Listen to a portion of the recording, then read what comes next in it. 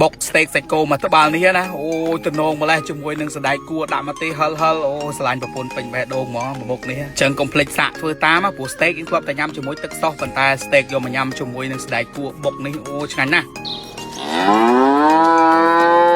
បុកមាន់បុកអីធ្លាប់ធ្វើអស់ហើយថ្ងៃនេះមកធ្វើ steak បុកសណ្តែកគួរម្ដងជាដំបូងយើងធ្វើការដុតប្រហុកសិនហើយចំពោះសាច់ steak នេះយើងយកមកប្រឡាក់ជាមួយនឹងម្សៅស៊ុបហើយនឹងប្រេងខ្យងហើយយើងផ្អាប់ទុករយៈពេល5នាទីសិនបន្ទាប់មកយើងធ្វើការយកមកដាក់សៀននៅលើខ្ទះជាមួយនឹងប៊ឺហើយចំពោះការសៀ steak ហ្នឹងខ្ញុំសៀមកខាង3នាទីបន្ទាប់មកយើងទុកឲ្យសាច់ steak របស់យើងសម្រាប់5នាទីសិនណាឥឡូវមក unboxing កង្ហារថ្មីសិនដែលមានឈ្មោះថា Shark Table Blade ហើយកង្ហារ Shark Table Blade នេះគឺមានមុខងារខុសពីកង្ហារយើងធម្មតាតែគេមានមុខងារច្រើនណាស់ជាពិសេសគឺកង្ហារនេះអាចបត់ទៅឆ្វេងទៅស្ដាំទៅលើទៅក្រោមអីបានហើយស្លាបកង្ហារមាន2ហ្នឹងគឺយើងអាចបត់មួយទៅមុខមួយទៅក្រោយអាចបត់បាន180ដឺក្រេណោះហើយបើស្លាបកង្ហារវិញយើងអាចដាក់ប្រឈរក៏បានផ្ដេកក៏បានហើយបើសិនជាយើងប្រើ boost mode គេវិញនេះវាថាខ្យល់វិញបាញ់ឡើង20ម៉ែត្រហើយបើនិយាយពីសលេងវិញគឺស្ងាត់ល្អណាស់ទោះយើងបើកមកអស់ speed ក៏ដោយហើយមួយទៀតក៏មានមុខងារជួយបន្សុទ្ធខ្យល់ផងដែរហើយមួយទៀតងាយស្រួលក្នុងការលាងសម្អាតណាបន្ទាប់ពី unboxing កង្ហារថ្មីឲ្យកូនរួចរាល់អីហើយយើងចាប់ផ្ដើមមកហាន់សាច់ steak ម្ដង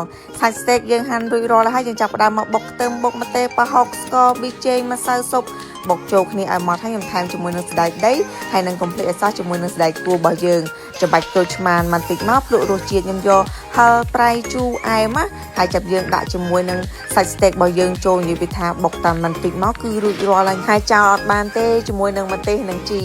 ថែមម្ទេសថែមជីទៀតមកគឺរួចរាល់ហើយនិយាយពីថាមុខម្ហូបនេះញ៉ាំបាយក៏បានញ៉ាំជាមួយនឹងត្រជាក់ធ្វើជាគ្រឿងក្លែមក៏បានដែរហើយកុំភ្លេចឲ្យសោះមានបន្លែស្រស់ទៀតចឹងមកមានតសក់មានជី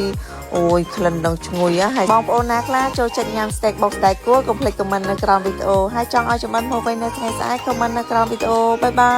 យ